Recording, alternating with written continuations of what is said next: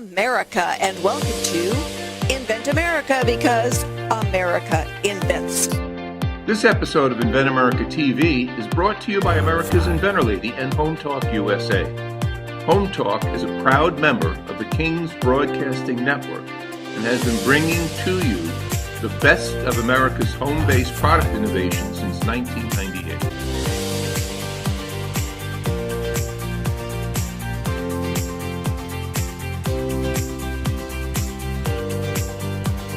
This segment of Invent America TV is brought to you by the law offices of R.P. Baraska. RPB law offices have been bringing corporate-level legal expertise to the independent inventor community for more than 20 years. For all your inventing legal needs, trust rpblawoffices.com. Welcome, America. That's right. This is the Invent America show here on Invent America Radio on the King's Broadcasting Network. I want to welcome all of you to the very best in home improvement information education, Invent America education, and obviously Made in America education right here on one channel. We want to welcome some of our great affiliates each week, every week. We can't forget about that big station in Owensboro, Kentucky, WOMI 1490 AM, also simulcast on 99.1 FM in the Kentucky mountains out there.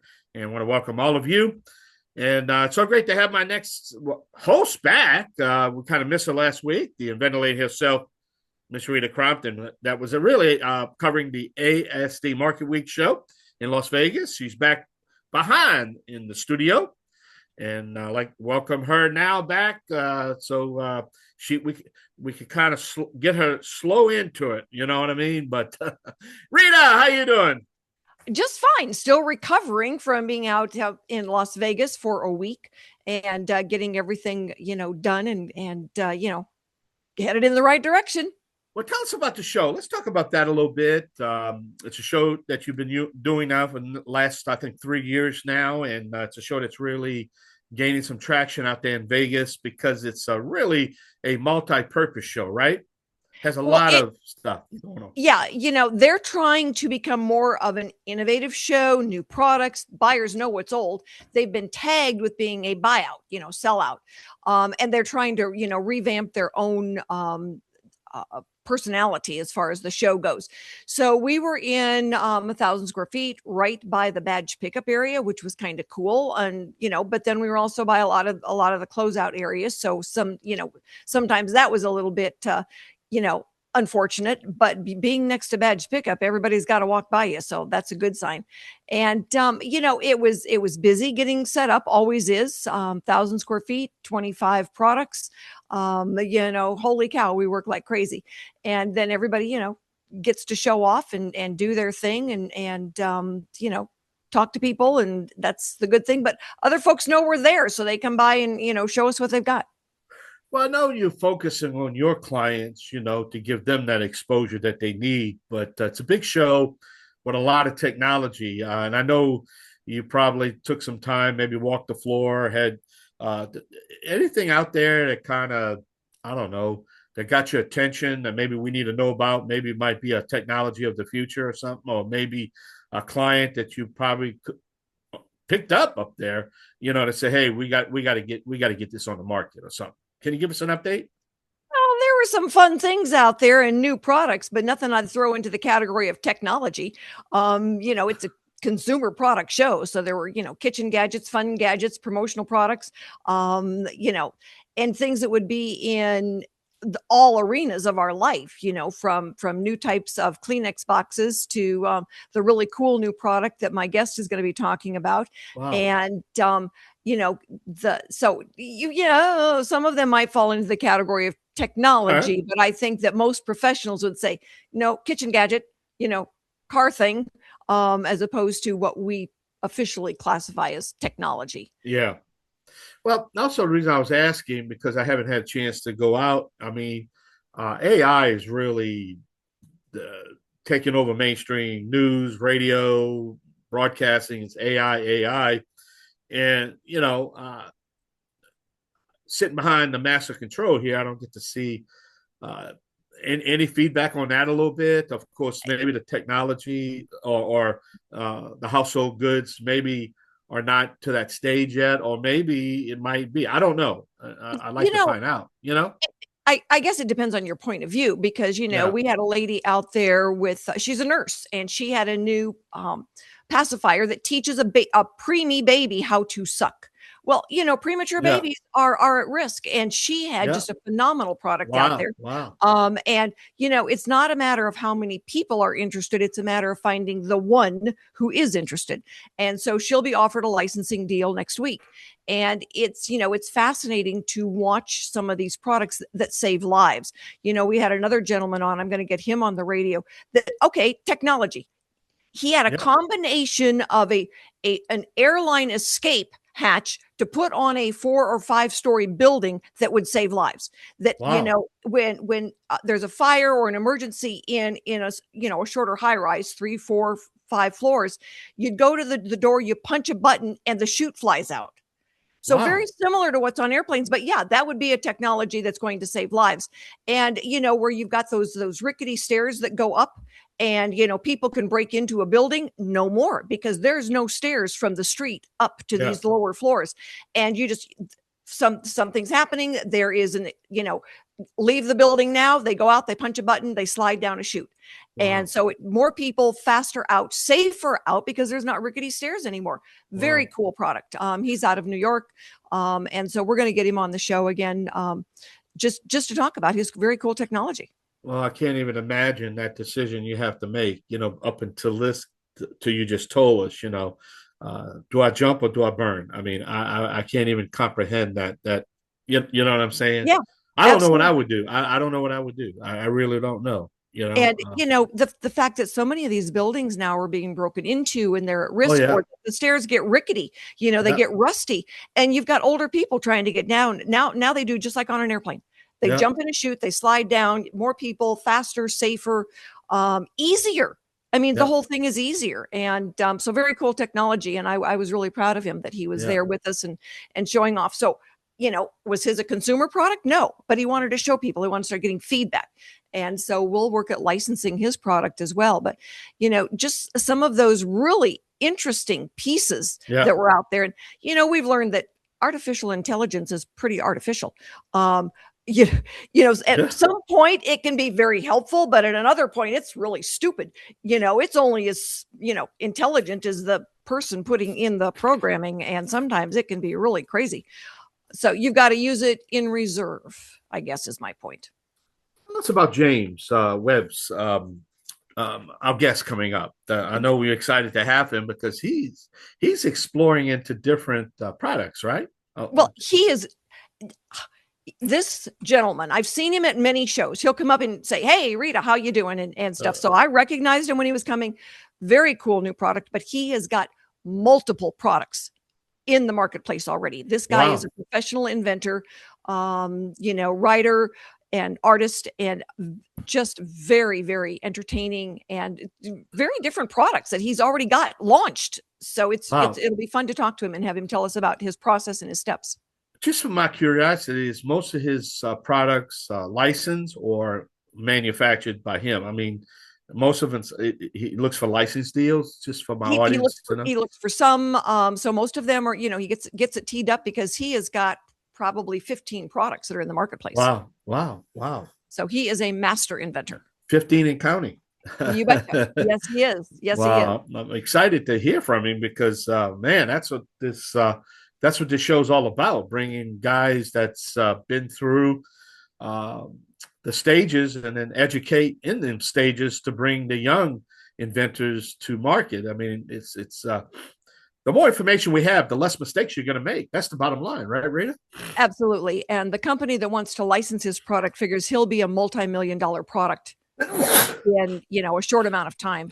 We're talking in maybe a year or two, and that this has just got a huge. And some of the guys that I met last year at ASD Market Week that were in the NFL with the logos and everything, we took them over so they could meet him, and they loved his product. It's like, how fast can we get inventory? So a lot of the times, you meet the right people and you talk to them and you can make a deal. All right, Rita, we got to take a short break. We're going to come back right here on the King's Broadcasting Network. This is the Invent America Show. because Invent America, because America invents. That's kind of a tongue twister. You know that, right? Trying to say it A one little time. bit, a little Yeah, bit. it's kind of rough there, but right here on the King's Broadcasting Network and on the Invent America Radio Network, we want you to stay tuned with our first guest. It will be up right here. So we're excited to have him. Always support your local independent hardware stores and garden centers, and let's pledge to hire a vet today. We're going to be right back. Yay! I'll come back now. You hear? This segment of Invent America TV is brought to you by SearchQuest Patent Search. SearchQuest provides for a comprehensive patent search that searches the entire world and not just the U.S. Patent Office. Make sure that before you spend those big bucks having a patent written, you've done your due diligence by getting a comprehensive patent search.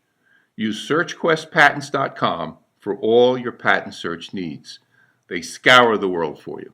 And my guest right now is James. I have no idea what his legal last name is because he goes by James Creation because he creates the most interesting products. So, James, I want you to tell people about yourself, as a professional inventor, because when you've got that many inventions, you are a professional inventor. What does that mean to you? That's a big question, Rita. I guess it means because that's always been since the beginning. I wouldn't say a passion, but it's more of something that's inside you that you really can't explain, that you just do. It's like a frog jumps, a rabbit runs, a butterfly flies. It's like I just invent and create. So I know when I can't help it. When I said, so how many products do you have in the marketplace? I was figuring 4 or 5, because you've told me about some of them. When you sent me the list, it's like, okay, holy cow. I did have this gentleman tagged right as a professional inventor. So what are the things, what are the process you go through? It's like, all right, 2:30 in the morning, you're like, oh, aha. And you figure out, you write it down and then you start working on it. What does professional inventor mean? It means that your job is to create and to execute. About coming up with ideas, I guess because I look at things different, I see the gap between things. So between a brush and a lawnmower, I might see the gap to bring something together. And then if I see that gap, then I'm like, oh, the aha. So then I do the ideation process. I start to sketch it out and I say, okay, that's going to work. And then how does it work? So I got to make it, see how it's going to work, how it's going to function in the real world. The ergonomics, does it fit my ideas of how it's going to play out, how it's going to function? And then from those things, the idea becomes to fruition. All right. So basic process. You live in Las Vegas. Yes. And, were you born there? No, I was actually born in California, but my mom and dad, they came here when I was very young. So I grew up here. And then, of course, back and forth, California, other places for inventions. There you go. Business. So at what, you're creative, but at what point in your growing up did you think, okay, I'm an inventor? Well, I was always tinkering with stuff, around the house, taking apart toys and, things that I would get and putting them back together, fascinated how things would work. But my real passion in the beginning, because I could draw from a very young age. I don't know what happened. You're still on. Oh, okay. I could draw from a really young age. So it was obvious that, I had talent in art. So that was more of the goal in the beginning, to go to either work for Disney or Marvel or one of the top, comic companies, publishers. And so that was the main goal. But through that, I was always fascinated with Bugs Bunny and all the other cartoons, how, the Wile E. Coyote would invent all these things. So it was kind of like an intricate, involvement of how these things would be, made. And I was fascinated with the little toys in the cereal boxes and, just a curiosity and interest of things like that. And so I guess just a progression of interest and talent you might say, like, oh, let me make this, from fixing stuff. It kind of just developed that way, and always had the entrepreneurial spirit. I just always felt like I wanted to do something outside the 9 to 5. So There those you kind of go. things drove me as well. So, how many inventions have you come up with over the years? Oh, well, on the market, I've got like, including like the paper industry and the hard products. I don't know, I'd say, no, I can't even really count how many there are because I invented a lot of things in the paper industry and over the years. So, but hard products, I would say I have like 5 inventions, 5 real solid hard products out there. And yeah, When one is coming out this year. So I'm quite excited about that. Yeah, so are we. Yeah. Well, I got a game coming out this year. It's called Smack Out. So it's really fun, really exciting, an all family game, and it took 4 years to get to this point. So that's another big question you may want to know about other our inventors may want to know. It's not an easy road. no, I was going You to know ask. that. Yeah, for sure. So when you're going through, at what point do you're working on an idea, you've had an aha moment, and you say, nope, this is not going to work, and you let it go and you move on to your next one.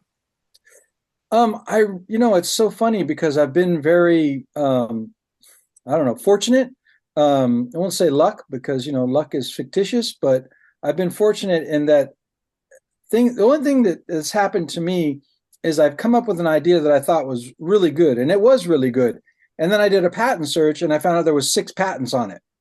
So I was like, oh, wow. Like, how can I go to a company and say, here, this is, my invention. There's 6 patents on it. Just very similar to this. I abandoned those because I'm like, no, I'm not gonna try to get in there and, because mine has a fraction of a difference. It doesn't make sense to me. Right. And that good business call on that one. Yeah. I've seen other inventors that say, well, I changed it a little bit. No, Right. no. No. Yeah. And the idea of getting a cease and desist order is not fun. Right. And I found that I like uniqueness. I've always strived for originality. So when I see that happen to me, and it's only happened once, and that was I was going to approach Icy. I had a really, I was contact with the CEO. I did all my, footwork. And then when I did the due diligence and I found this straw and it had 6 of the patents, and I was like, good thing I didn't pitch it to him before I found that out. James, take a deep breath. We got to pay some bills. We're going to get you back to finish this part of the conversation I'm excited. In just a few seconds. So everybody stick with us. We will be right back. If you're an inventor or an inventor out there who would just like to be able to have a conversation with other inventors, join the Inventors Roundtable.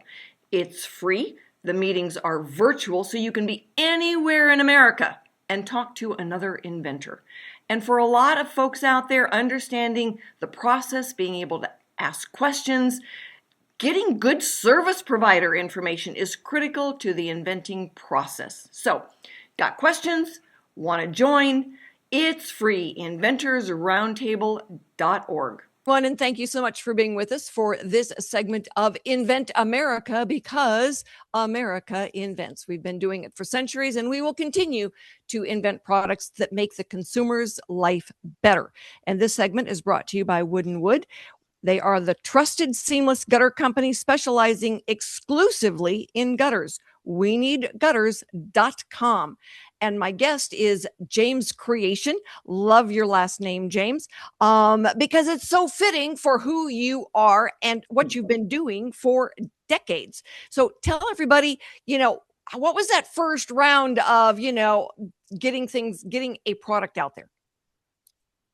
Well, like I said, I was always had the, creativity, and, my goal was to be an artist in a, comic industry or animation. But I always had this idea, this tendency to tinker. And I started my first company to try to print T-shirts, and I thought I was going to sell 1 million with my art, and I sold like 5. So that was had to dump that. And a trip to California, and bodyboarding. We were surfing. We were always athletic, but we just weren't that good. And I was like, we got fins for the feet, but what about the hands? I'm not getting enough power. So I just had this aha moment. And I thought about, the frog hand or the creature of the Black Lagoon. I came home, I sketched out this drawing, and my friend called me and he said, "So what are we going to do with one of your characters? We're going to make a doll?" And I said, "Nope, we're going to make a webbed fingered surfing glove." And he's like, "Okay." So we started scrambling for a prototype. We had this flimsy prototype. We packed up our stuff, quit our so-called career jobs, and moved to California. And we lived in a single room. We cut our own hair, ate steamed vegetables for months, got the gloves produced, and we started selling them up and down the coast of California out of the trunks of our cars. And they just started to explode. We started doing ads, sponsoring surfers and bodyboarders. And we got approached by one of the largest companies in sports and surfing. And they loved our product. And after about 2 years, they bought us out. And that was the beginning of the beginning. I just never looked back. So what other you're all right, so you're in the artsy stuff. You do a lot of the drawings and everything, and then you're in the swimming industry. What are some of your other products? Yeah, my second invention was the flying creature dragons. I invented these because I was artistic. I was drawing these, fantasy looking dragons. And actually, my mom said, she goes, "Well, why don't you make one of those fly?" And so I was like, "Yeah." So I had this inspiration. And remember the old white gliders that have the red and blue stickers on them? So I took one of these and I just modified it. And I started making a prototype and filed for a patent. And because I was coming off of the success of web, so the door was open. So I got into one of the largest glider companies, and bada boom, bada bang, they were like, "This is awesome." And that was my second. Sold it before we went to market. And that's kind of the business plan that I've had ever since. I don't produce anything, or I haven't had to, and not that I'm against it, but going to manufacturing and marketing, that's a big step. And so my business plan has been produce it, develop it, file for the IP, and then approach a company that's in that space or an investor that wants to bring it to market. And that's been my model ever since. And I think for most inventors, that's the route they want to go. We look at licensing so that, you develop it, you get it out there, you get some feedback, and then you approach somebody who's going to help you do the heavy lift because you're going on to your next idea. Yeah. And, that's good for some people. Some people have a real passion for an invention and they solve a great problem. And that may be their one hit wonder, so to speak. And they may just think that's it. That's what they want to get out there. And so they may want to produce it. They want to go that way, or they may want to approach somebody that, is in that space and produce it for them. And maybe that's all they're going to do. So it depends on what your goal is, what your life dream or drive is. And for me, it is continuing to create new things. So I'm always looking for that licensing partner to take the product and do the sales and do the marketing, collect the royalties, and I'm already on to the next 5 inventions. Exactly. I mean, so many of the inventors, when they want to start their own company and we see them hit a wall, Yes. they may have, at the point where they may have sold. I mean, we had one gentleman, he had sold $1.6 million in product 2 years ago. And then he started seeing it tick down and he sold 1.1 the next. And he realized, he couldn't do anything else on his own and needed then the extra hands. And so we do see that. And then for there's other inventors, they just don't have the funding to do it. And, they're just so grateful that they're able to find then somebody that's going to license it and do the heavy lift. And for others inventors, that issue of being knocked off, the licensee is the one that fights that, then not the inventor. Yes. And, there's many horror stories out there, where, these companies like Telebrands, they knocked off, a bunch of balloons from Josh Malone, Guru, and others, just many different companies. And it took 4 years, 24 million. And who has 24 million to fight another company? So you got to get with a good company. If you have a great product, it's always best to research and find the best company for your product, for the best support, the best distribution. And, you want to get a reliable company that's going to, pay you your royalties. I mean, even the gentleman that invented the Super Soaker, he had to sue Hasbro, years later to get, 17 million that they took from him. So it's not an easy game. It's a rough road. You got to be, where you got to learn. You got to talk to people like you who've been in the game, and, you've got to feed off of everybody. You got to be involved. And I would just say, if you have and I don't want to say passion because that's such a fleeting word, you got to have the discipline for it. If that's what you love to do, is to invent, then you got to stick with it. Like I tell all inventors and entrepreneurs, I say, if you're either in the pool all the way, or if you're dipping your toe, you might as well not even try to swim, because it doesn't Exactly. work. And life gets in the way for everybody. It doesn't matter whether Yes. you've got a 9 to 5 job or you're self-employed or you're an inventor. You get Yes. back on the horse. You get back on it and get Yes. get going again. And Yeah. for a lot of inventors, like, well, I want to wait till it's perfect. Oops, no such thing. Yep. You can always make improvements to something, and if you wait till you're perfect, that's just an excuse to not take the next step. And then there's Mm. others. It's that it's like, well, I'm going to wait till my patent issues. Nope, nope, nope. That shouldn't be something you wait for, because other people are solving problems, and if they beat you to market, they beat you to market, and it's really tough to claw that back. Absolutely, and that's the beauty about provisionals. They're $140 to file for yourself. That gives you a year to present your product or develop it, and to get it exposed to somebody that may want to bring it to the market. And now the provisionals, you can even extend them. So with the USPTO, they have an extension program that you can pay a fee and extend your provisional, so you still keep that date. So Yeah. that's a good bonus that's happening. But I would also like to say diversification is the key to success. I don't care whatever business you're in. If you're a single, like you said, a one show pony, your one pony show, you're either going to have great success and you're going to go on to something else, or you're going to blow it on whatever it is you may blow it on. Who knows? Life is life. We're not perfect. Things happen.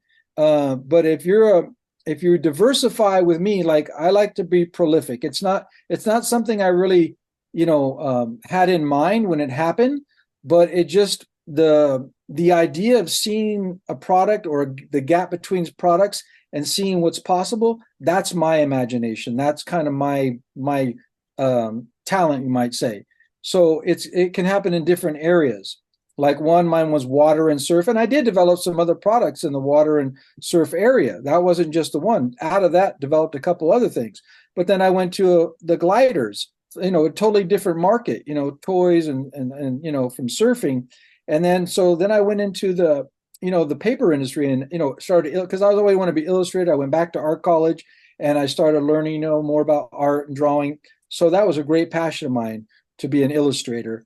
And so out of that, not only just illustration, came paper products, paper Yeah. engineering.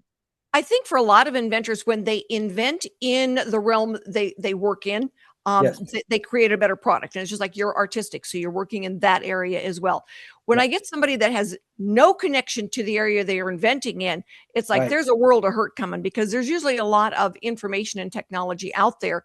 And so, paying attention. But we're going to have to go and pay some bills. We'll be right back with James. And so if you Okay. know anybody out there, all right, who's got an idea and wants to know the next steps, have them call me. You know what?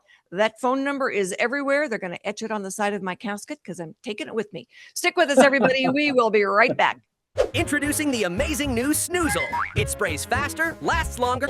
Ask for Snoozle by name. Everyone, and thank you so much for being with us for this segment of Invent America, because America invents. So my guest is James Creation, and James has been doing this for a long time and has several products in the marketplace. James, what has been some of your hardest lessons? I guess encountering a stubborn patent examiner.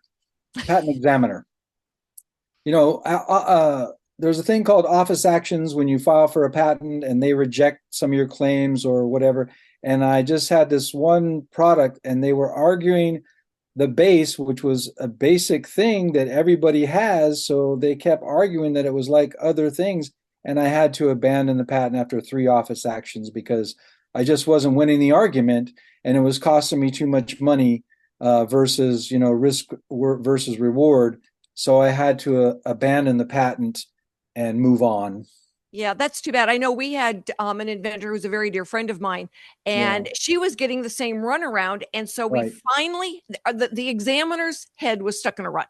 Yeah. And so we finally sent her a link to a video and then got on the phone with her. And she goes, "Oh my God, I had no idea this is what it was." And the patent issued then a few weeks later. So sometimes they just, they can't read your mind, and they see the drawings, they get stuck in a rut and they can't get out. And Yeah. so we have found that, the phone call with the inventor and the examiner sometimes is very, very beneficial. And we've had it a couple of times since then where we've learned that, they've got to be able to see your vision. And then it's like a light bulb goes off and they think, oh, now I get it. So they didn't learn it. So, go ahead. No, I was just going to say, so, what else have you learned the lesson you don't want to manufacture yourself and be the sole marketing person. That's crazy busy. What are some of, so you abandoned that patent and you moved on to your next because you were lucky enough to have another idea in the hopper. Yes. And that's the thing, I was like, okay, it's like cut bait, it's like move on to cut bait, get out while you can, after, spending too much money, and even phone calls to the patent examiner didn't work for me. So it was just maybe not meant to be, I guess. So yes. And I had other inventions. So I just, okay, drop that, took the funds, started, making the investment into that. And I think that's what you have to do. You have to see the market. You have to see where the direction of the patent is going or the idea is going. And you have to either say, you know what, this is not going to work, or there's nobody interested, and you've got to move on. And you have to know, and that comes a bit through experience or partnering up with somebody that knows, like the Inventor lady yourself, or people like Protoplanch. And these guys, you've got to move on to find somebody that you can, if you're not inexperienced like me, you have to find somebody who has experience so it can help you the trials and the pains and the finances that you may be able to avoid so that you can get to where you want to be quicker and without a loss of too much money. So I got to see you in Las Vegas last week at ASD Market Week, and it was wonderful. It's like, oh yeah, there he is. So, it was a lot of fun. But what was the most interesting thing that happened to you out there at ASD? It's interesting because I met through you. I met Mike, and so that was a huge thing meeting him. But the interesting thing was meeting a gentleman that didn't know anything about inventions or patents, and he was just fascinated with it. And to get him to engage was very, very well. I guess it was like a great experience to meet somebody that isn't in the game but appreciates it. So sometimes that's a very positive thing to meet somebody who loves what you're doing but knows nothing about it. Yes, you're exactly right. The interesting thing is that, I introduced you to Mike Ryan with Pronto Launch. He introduced you then to the NFL guys. Yes. And he met them because I introduced him to them because I met him last year at ASD. Exactly. And it's always interesting the way things kind of circle around to get things done. Well, that's when I wanted to make sure I get this across, is that being, there's this old saying about, being where you're supposed to be or being in the right circles. Well, if you're not doing what you're supposed to do according to your business or, whatever it is you're in, if you're not doing that, you're not going to be in the right place at the right time. But if you're going to the shows and the convention, like you see me all the time, because I'm going to as many shows as possible that are interested, those kind of that have products, and the licensing expo and ASD and the toy shows and all these. If you're not going to these shows and trying to find and meet people, you're not going to meet people. You're not going to meet the people you need to know. And so you can only blame yourself. You got to be active. You got to be fully active. That's what I say. You got to be fully engaged and fully active. And you got to research these things, because like some people tell me, well, how did you know about that? And I go, because I'm looking for it. If you're going to find it, you got to look for it. That's right. And so, this one inventor, we had cool product, but he would never go to a trade show, never go and meet people, never saw anybody eye to eye. He always did, he did things. And so then when the business started falling off, he couldn't figure out why. It's because you've never gone and met anybody. Right. And as well as I do, that all business is based on relationship. If you're not meeting the people and getting to know them, regardless of your character, if you're not a good person, but you have a great product, you might meet somebody, be able to work with them. But if you meet everybody and you got a great character, your odds are going to jump greatly to meet the right person and do the right business and get your product off the ground and, be on your way. So as we tie up this segment, yes, James, what is a one-line piece of advice you've got for inventors? Gosh, that's a big one. 20 seconds, count it down. Do your research, make sure there's no other product like yours. Make sure you do your research and make sure it's original. Be original. There you go. And then get yourself out there and meet people and answer your problems. Yes. So anyway, thanks everybody for being with us for this segment of Invent America. Thanks everyone for joining us today. We will be back next week with more stories on getting products from mind to market. We will have new inventors and industry experts. So join us and have a wonderful week.